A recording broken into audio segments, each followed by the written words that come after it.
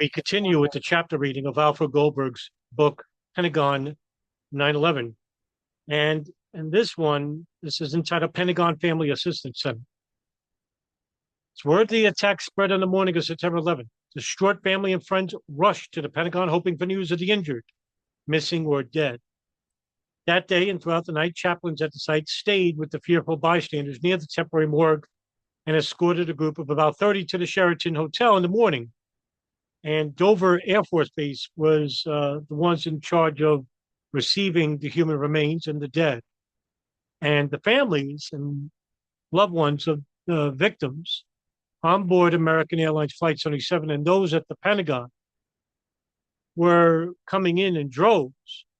And the request was that if there are family members, please give us personal items where we can scrape DNA off and compare it and see, if your loved one was killed. 7 a.m. on September 12th, less than 22 hours after Flight 77's deadly attack, found the Pentagon Family Assistance Center up and running with a hastily assembled staff of about 50 volunteers from the Army, Navy, Air Force, Marine Corps, Office of the Secretary of Defense, and the private sector. While making arrangements for the center location, Falk also gave thought to staffing it. Seeking experienced help, she telephoned the Navy Fleet and the Family Support Center at Hampton Roads, Virginia, to confer with a team that had counseled the families of sailors killed in the terrorist attack on the USS Coal Destroyer in Aden, Yemen, the year before. By about 4 p.m., 6 members were cleared to go. They arrived that night and were present for the PAC's opening the next morning. By then, the military departments and other agencies also inaugurated family assistance services.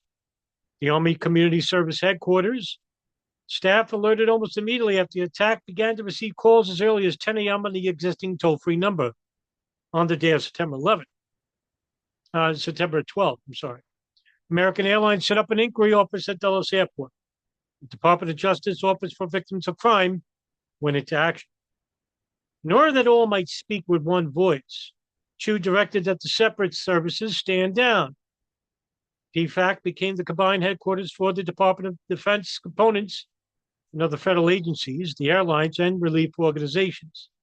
Now, you could just imagine the amount of not just those who were hurt physically, but the damage mentally.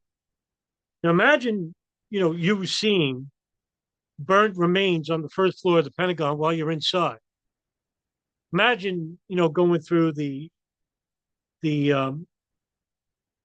news and hearing about a plane that crashed into the Pentagon.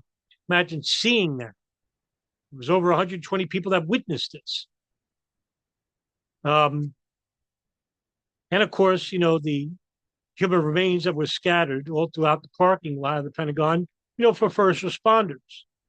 It's a traumatic experience. And so different departments, as stated in the book, like the Army, the Navy, the Air Force, they all had these different family assistance cells that gave, relief to these people. Now, PFAC's professional staff increased rapidly, organized into management, administration, and operations sectors. The center has its mission to provide information concerning recovery and identification of deceased victims, inform families about benefits and funeral and memorial services, and to assist in return to normalcy. You can see that in quotes. For his deputy, Van Alstyne requested a reserve general office. Brigadier General James Spivey, the Army Assistant Chief of Chaplains for Mobilization and Reserve Affairs, took on the assignment. After arriving on September 14th, Spivey, who had served in combat areas, assumed responsibility for 24-hour daily operations, briefed and counseled families, and after the closure of PFAC, headed the successor, the Pentagon Family Assistance Resource and Referral Office. Falk monitored and coordinated day-to-day activities and policy matters and advised on casualty and mortuary affairs. As you can imagine, the family members and friends and loved ones that were killed at the Pentagon wanted to, not just come to terms with their loved one's death, but also have a service at some point in remembrance of these people. There was so much going on. Just imagine the hectic seen at New York and Washington and Pennsylvania. The Army attorney had worked for Van Alstyne at the Pentagon, Lieutenant Colonel Tommy Ensweiler, oversaw the legal research and services available from a considerable number of attorneys and paralegals. Members of the team from the Navy Fleet and Family Support Center consulted on organizational and other matters. Van Alstyne assigned Air Force Major Jay Daugherty to handle billing issues and logistics with the hotel. Navy Commander Yvette Brown Waller, also from Van Alstyne's Pentagon office, spent much of her time conferring with the Army and Navy casualty offices and the Defense Intelligence Agency about the status of the missing. Reflecting on the working relationship of the management team, Brown Waller asserted that, quote, we ended up becoming basically one brain. We created this cocoon, and I could tell somebody to do something because the general wanted it done, or I thought it should have been done, or whatever else, and it just got done. You didn't have time to check up. Military services brought to the operation well-formulated family support programs and staffs with years of hands-on experience. The OSD, on the other hand, normally concerned with policy, had no practical experience in providing family support. And everything was done right at, on the moment. You had to improvise. Just be there for somebody, be a helping face in a sea of desperation and horror and fear. Established ad hoc as a joint organization, but without command authority. The PFAC had to rely on voluntary cooperation in obtaining resources from the military services and other federal agencies. It did not, for example, task the services to assign any specific number of people to PFAC. Some critical service components remained apart from the center. One such, the Navy Casualty Assistant Calls Office at the Washington Navy Yard, did not place an operational cell at the hotel for several weeks.